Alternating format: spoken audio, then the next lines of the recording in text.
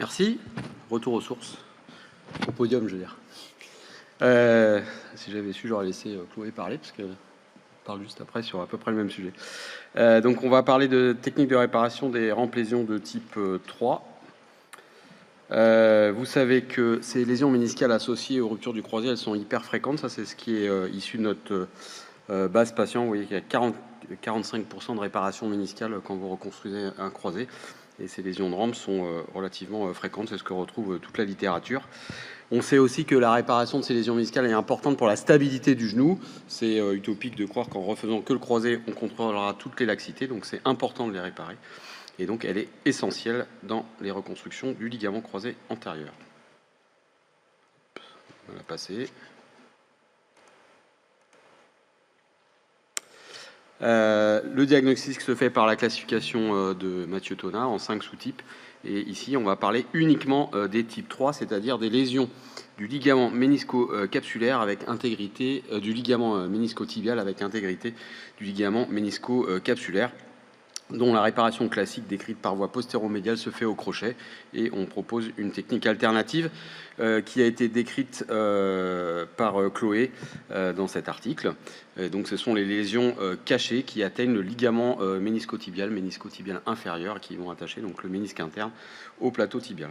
L'idée, c'est de créer une réparation par voie antérieure en sous-méniscal, en créant un espace sous-méniscal par le biais de la réalisation d'un pie crusting du ligament collatéral médial et des structures postéro-médiales au niveau du tibia pour avoir un tout petit peu d'effet d'ouverture de quelques millimètres pour avoir un espace de travail afin de passer les fils et les encres.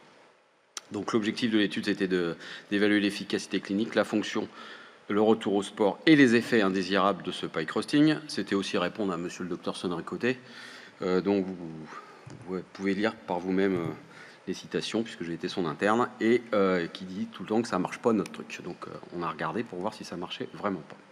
La population reconstruction primaire du LCA entre 2019 et 2022 avec des plastiques antérolatérales associées supérieures à 2 ans de recul, des lésions de type 3 donc uniquement avec une technique d'ancrage dans le ménisque d'une des ancres et dans le ligament ménisco-tibial ou les structures tendineuses tibiales par en avant, et en réalisant de façon systématique un pie crusting qui est obligatoire pour faire cette technique-là. Le recueil des données, on a fait une analyse par les proms et l'évaluation de du retour au sport. 72 patients inclus avec 2 perdus de vue, majorité masculine, une moyenne d'âge à 24 ans, et ici les données de la population. Rien de très particulier. Le taux d'échec est de 10% d'échec de la réparation méniscale à 3,3 ans de moyenne, avec ici les courbes de survie que vous avez à 3 ans et à 5 ans.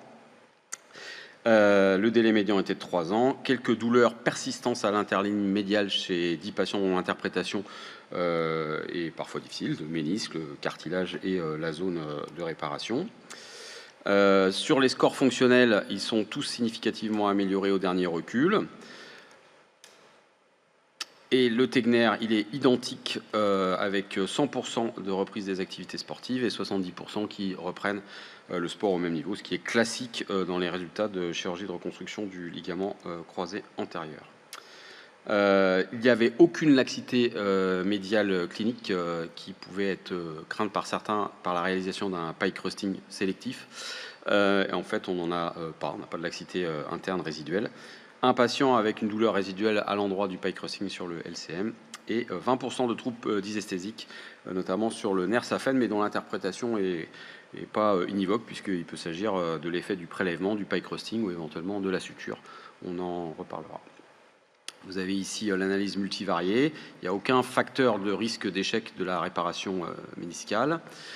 Si on regarde la littérature, donc si on compare nos 10% de réintervention méniscale à 3 ans de recul, cette étude de Saint-Étienne qui comparait les 2 techniques par réparation au crochet ou par voie antérieure, vous voyez qu'il y a un tout petit peu de plus d'échecs dans la réparation antérieure, mais sans différence significative. Les autres séries, dont les séries classiques des Lyonnais, avec là aussi 10% d'échecs entre 2 et 3 ans, et vous voyez un effet du temps, puisque à 4 ans, on augmente le taux d'échec à 25%. Donc c'est des lésions méniscales qui continuent à s'exprimer en mode échec par le temps.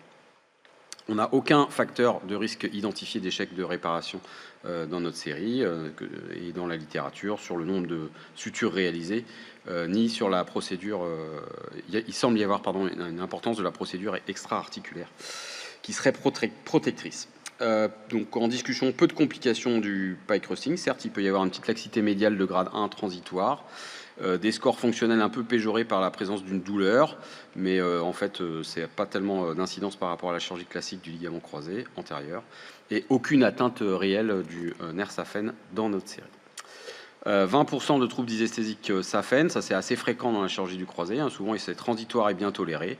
C'est le plus souvent lié au prélèvement antérieur, notamment au niveau des ischio-jambiers, y compris en particulier au contact du gracilis. Et on n'a pas mis en évidence par la réalisation du pike rusting de lésions supplémentaires de ce lésion saphène, ce qui semble aussi le cas dans la littérature. Donc les forces et les faiblesses de l'étude, c'est une population homogène, c'est que des lésions de type 3 et très peu de perdus de vue. Donc une étude qui a été bien menée par Baptiste.